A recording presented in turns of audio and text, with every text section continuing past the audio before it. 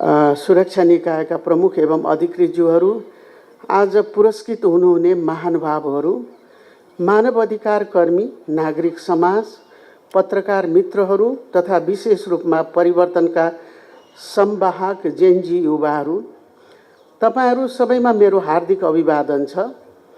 आज हामी मानव अधिकारको विश्वव्यापी घोषणापत्र जारी भएको 77औं वार्षिक उत्सवको महत्त्वपूर्ण अवसर मनाइरहेका छौँ। सन् 1948 डिसेम्बर 10मा जारी भएको घोषणापत्रले अंगीकार गरेका यी मूल्य र मान्यताहरूले आज मानव सभ्यतालाई मानवमूलक बनाउने आधार तयार पारेका छन्। यस अवसरमा स्वदेश विदेशमा रहेका सम्पूर्ण नेपाली दिदीबहिनी तथा दाजुभाइहरूमा नेपाल सरकारको तर्फबाट हार्दिक शुभकामना व्यक्त गर्न चाहन्छु। संयुक्त राष्ट्रसङ्घले 77औं अन्तर्राष्ट्रिय मानव अधिकार दिवसका लागि मानव अधिकार हामी सबैको अपरिहार्य आधार भन्ने नारा तय गरेको छ। मानव अधिकारको प्रारम्भिक अवधारणाले मुख्यतः बाँच्न पाउने अधिकार र स्वतन्त्रतालाई जोड दिन्थ्यो, तर आजको 21औं शताब्दीमा मानव अधिकारको दायरा अत्यन्त फराकिलो बनेको छ।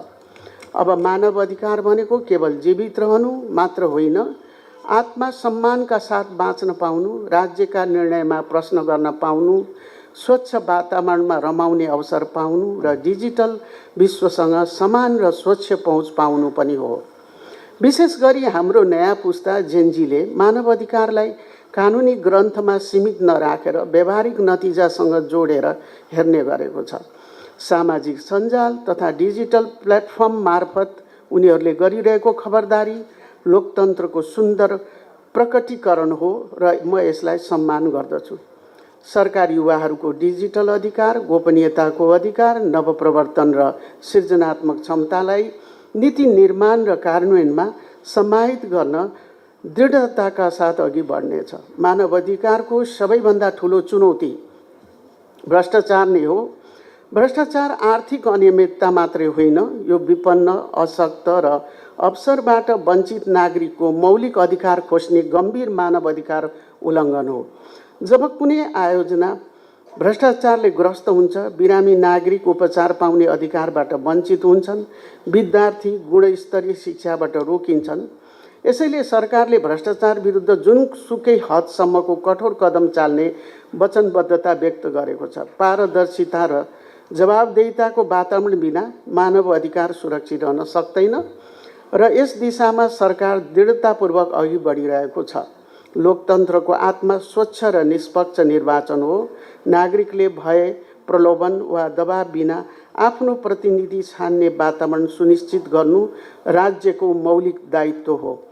2082 साल फागुन 21 को निर्वाचनलाई अझ मितव्ययी, पारदर्शी र प्रविधि मैत्री बनाउन सरकार लागि परेको छ।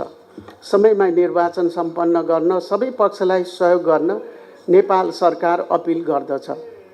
साथै निर्वाचनमा खटिने सुरक्षा निकाय कर्मचारीलाई उच्च मनोबलमा कायम गर्ने वातावरण सरकारले मिलाउनेछ।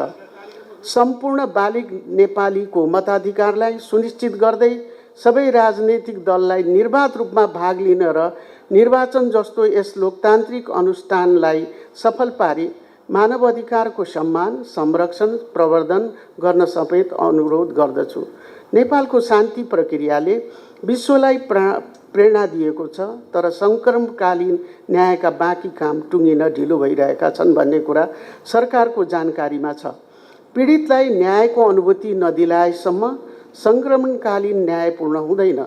हालै परिमार्जित कानुन र सहमतिहरूको आधारमा यस प्रक्रियालाई पीडित मैत्री र विश्वसनीय निष्कर्षमा पुर्याउन सम्बन्धित संयन्त्रहरू सफल हुनेछन् भन्ने विश्वास सरकारको रहेको छ।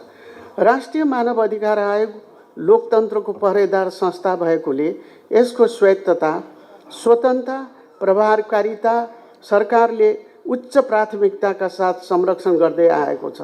आयोगका सिफारिसहरू कार्यान्वयन गर्न सरकार प्रतिबद्ध छ। आयोगलाई क श्रेणीमा कायम राख्न संस्थागत तथा भौतिक पूर्वाधार, जनशक्ति र बजेट व्यवस्थापनलाई अझ सुदृढ बनाइनेछ। मानव अधिकारको संरक्षणमा जलवायु परिवर्तन आजको अर्को चुनौतीका रूपमा देखा परेको छ। न्यूनतम कार्बन उत्सर्जन गर्ने राष्ट्र हुँदाहुँदै पनि जलवायु परिवर्तनका विनाशकारी प्रभावहरू सबैभन्दा बढी हामीले नै भोग्नु परेको छ। हिमाल पग्लिनु, अनिश्चित मौसम चक्र, बाढी पहिरो, तापक्रम वृद्धि जस्ता जलवायुजन्य असरले हाम्रो जीवनका हरेक आयाम, खाद्य सुरक्षा, स्वास्थ्य, बसोबास, शिक्षा आदिलाई प्रत्यक्ष प्रभावित बनाइरहेका छन्। जलवायु परिवर्तन कुनै वातावरणीय मुद्दा मात्र होइन, यो मानव अस्तित्व र अधिकारसँग प्रत्यक्ष सम्बन्धित विषय हो। यसैले सरकार अनुकूलन, जोखिम न्यूनीकरण, दिगो विकास र जलवायु न्यायका क्षेत्रमा राष्ट्रिय तथा अन्तर्राष्ट्रिय साझेदारीलाई मजबुत बनाउँदै सक्रिय रूपमा अघि बढिरहेको छ। दिगो विकास लक्ष्यको मूल भावनासहित गरिबी न्यूनीकरण, लैङ्गिक समानता, सामाजिक न्याय, समावेशिता, शान्ति र समृद्धिको दिशामा सरकार निरन्तर अग्रसर छ। नेपाल पक्ष भएका अन्तर्राष्ट्रिय मानव अधिकार महासन्धि अन्तर्गतका दायित्वहरू समयमै पुरा गर्न पर्नेछ र सन्धि जनित समितिबाट प्राप्त सुझाव तथा सिफारिसहरूको कार्यान्वयनमा सरकार निरन्तर सक्रिय रहनेछ। मानव अधिकार रक्षकहरूको सुरक्षा र पहिचानका लागि आवश्यक कानुन निर्माण, वैदेशिक रोजगारीलाई सुरक्षित र मर्यादित बनाउने प्रयास र छैटौँ राष्ट्रिय मानव अधिकार कार्ययोजनाको निर्माण गरी कार्यान्वयन सरकारका प्राथमिकतामा छन्। मानव अधिकार केवल कानुनी प्रावधान होइन, यो हाम्रो सामाजिक चरित्र बन्नुपर्छ। हामी सबै मिलेर मानव अधिकारलाई दैनिक जीवनको संस्कृतिमा रूपान्तरण गर्न सके मात्र दिगो शान्ति, सुशासन, विकास र समृद्धि हासिल हुन सक्दछ। अन्त्यमा मानव अधिकारको सम्मान, संरक्षण र सम्वर्धनका लागि अहोरात्र खटिने सरकारी तथा गैर सरकारी संयन्त्र, मानव अधिकार रक्षक, नागरिक समाज, पत्रकार, कूटनीतिक समुदाय सबैमा म हार्दिक शुभकामना दिन चाहन्छु। धन्यवाद।